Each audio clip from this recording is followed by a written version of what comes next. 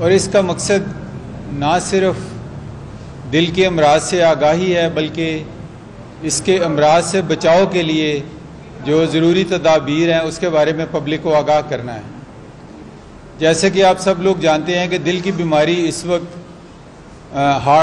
Death کا سب سے بڑا ذریعہ ہے، اور یہ نہ صرف ترقی یافتہ ممالک میں ہے بلکہ ترقی پذیر ممالک میں اس کی شرح اس سے بھی زیادہ ہے۔ بدقسمتی سے پاکستان بھی اس سے محفوظ نہیں ہے، اور اس وقت بھی جو ہمارے اپنے اعداد و شمار ہیں ان کے مطابق تقریباً 4 سے 5 لاکھ افراد ہر سال اس موذی مرض کی وجہ سے موت کے منہ میں چلے جاتے ہیں، اور اس سے بھی زیادہ بدقسمتی یہ ہے کہ ان میں سے بہت سے لوگ نوجوان یا ایون کم عمر کے لوگ ہیں۔ تو یہ بیماری جو ہے یہ آہستہ آہستہ کم عمر کی طرف سرایت کرتی جا رہی ہے۔ جو اس میں اچھی چیز ہے وہ یہ ہے کہ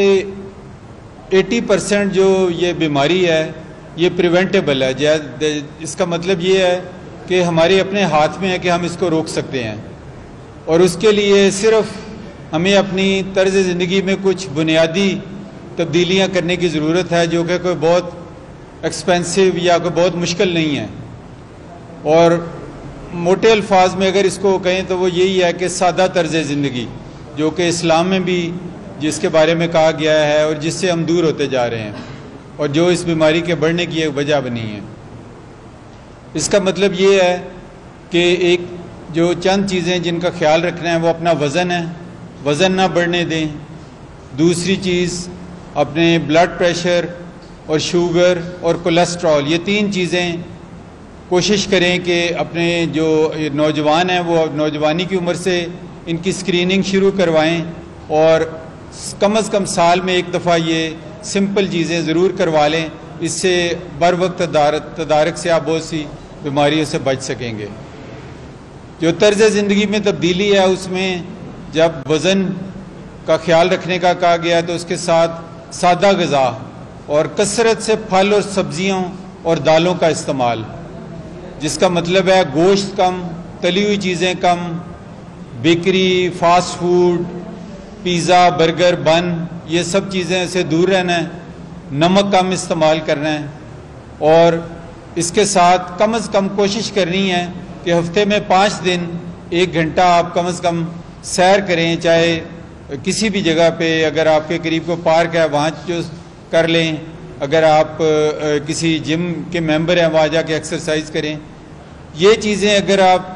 اپنے نہ صرف اپنے لیے بلکہ اپنے خاندان اور اپنے بچوں کے لیے بھی شروع کروائیں تو آج سے 10-20 سال بعد ہم اس بیماری سے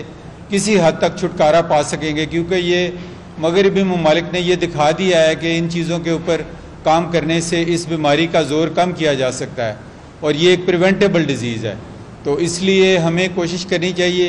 کہ ہم اپنے اسلامی اصولوں پہ عمل کریں اور کوشش کریں کہ اپنی زندگی میں سادگی کو اپنائیں اور سادہ غذا اور اپنا سادہ طرز زندگی اس کو اپنائیں، اور اس کے ساتھ ساتھ ایک ضروری چیز ہے کہ کم از کم 7 سے 8 گھنٹے کی پرسکون نیند۔ جب نیند کا فقدان ہوتا ہے تو اس کے ساتھ بھی انسان اس بیماری کا اس کو ایک رسک بڑھتا جاتا ہے۔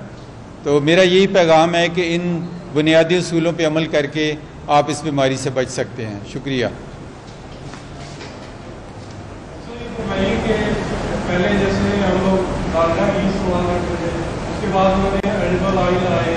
تو اب آئل کو بھی کہہ رہے ہیں کہ اس میں بھی ڈفرینس ہے۔ اس طرح کچھ لوگ کہہ رہے ہیں کہ سب کو سے جو ہے وہ استعمال کرنا چاہیے۔ آپ یہ ایکچولی بڑا کنٹروورشل ٹاپک ہے، کیونکہ قرآن پاک میں زیتون کے تیل کا جگہ جگہ ذکر ہے، اور یہ اب میڈیکل سائنس نے ثابت کیا ہے کہ سب سے اچھا جو آئل ہے جو ہارٹ کے لیے بھی اور جسم کے لیے وہ زیتون کا تیل ہے۔ اب زیتون کا تیل جو ہے اس کا ایک بوائلنگ پوائنٹ ہوتا ہے جو کہ ہر تیل کا ڈیفرنٹ ہوتا ہے، جس کا مطلب یہ ہے کہ اس کو ہم بہت زیادہ گرم نہیں کر سکتے یا اس کو بہت زیادہ اس میں چیزیں پکا نہیں سکتے، کیونکہ وہ ڈی نیچر ہو جاتا ہے اور اس کی جو افادیت ہے وہ کم رہ جاتی ہے۔ تو اس کا پیغام یہی ہے کہ کوشش کریں کہ بہت ہائی ٹیمپریچر پہ، جیسے تلی ہوئی چیزیں ہیں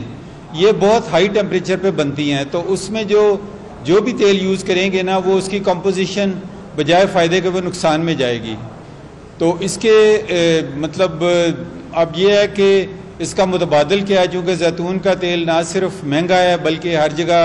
اس کی ہے بھی نہیں، اویلیبل بھی نہیں ہے۔ خوش قسمتی سے اب پاکستان میں کلر کہار اور کچھ علاقوں میں اس کی کاشت کافی شدت سے ہو رہی ہے، اور امید ہے کہ اب یہ سستا ہو جائے گا۔ تو عام گھر میں کھانے پینے کے لیے آپ کوئی بھی ویجیٹیبل آئل استعمال کر سکتے ہیں، بناسپتی گھی بالکل استعمال نہیں کرنا، اور اس پہ ہم نے فوڈ ہیلتھ اتھارٹی کے تعاون سے اس پہ پابندی لگائی کیونکہ وہ نہایت نقصان دہ چیز تھی۔ اور اس کے علاوہ دیکھیں جو موٹی موٹی چیز ہے کہ ڈبوں میں جو بھی چیزیں بند بازار میں ملتی ہیں وہ کسی نہ کسی حد تک نقصان دہ ہے، چاہے وہ تیل ہے، چاہے وہ شربت ہے، چاہے وہ بوتل ہے، تو جو بھی چیز آپ کو تازہ مل سکتی ہے وہ بہتر ہے۔ تو اب اگر مکھن یا گھی کا کہا جائے تو وہ بہت کم مقدار میں شاید اتنا نقصان دہ نہ ہو، بجائے اس کے کہ آپ اگر اس کا مقابلہ کریں خدا نہ خواستہ کسی مضر صحت آئل کے ساتھ، کیونکہ کئی ہمیں رپورٹس ملی کہ جو جس چیز سے گھی بناتے ہیں وہ انڈسٹریل آئل ہے اور وہ فوڈ گریڈ کوالٹی کا آئل نہیں ہے جو امپورٹ ہوتا ہے پام آئل۔ تو اس لیے یہ ایک مطلب مشکل سا ایک ہے، کوشش کریں کم سے کم تیل یا گھی یا مکھن جو بھی استعمال کر رہے ہیں بہت کم ڈالیں، اور چیزوں کو تلیں نہ۔ اگر آپ پرانے آج سے 50-60 سال پہلے چلے جائیں، ہم تو اس چونکہ زمانے میں گزرے ہوئے ہیں، تو وہ بہت معمولی سا ڈال کے اور ہانڈی میں سلو کوکنگ کرتے تھے، جو کہ سب سے اچھا اور یعنی کہ قوت بخش طریقہ ہے پکانے کا۔ بدقسمتی سے وہ پریشر کوکر کے آنے سے اور تلنے سے وہ طریقہ پکنے کا ختم ہو گیا، اور خواتین بھی شاید اتنا ٹائم نہیں دے رہی اس کو، کیونکہ وہ سلو کوکنگ کا پروسیس تھا، اس میں جو کھانے کی افادیت تھی وہ برقرار رہتی تھی۔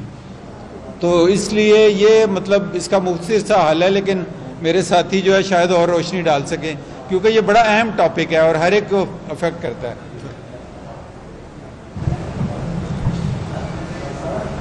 جی بالکل آپ نے درست فرمایا۔ اس میں ایک چیز آپ ضرور نوٹ کیجیے گا، یہ جو بینیفٹ ہے وہ بینیفٹ اتنا زیادہ نہیں ہے کہ ہم سمجھیں کہ زیتون کا تیل ہے تو جتنا مرضی کھا لیں۔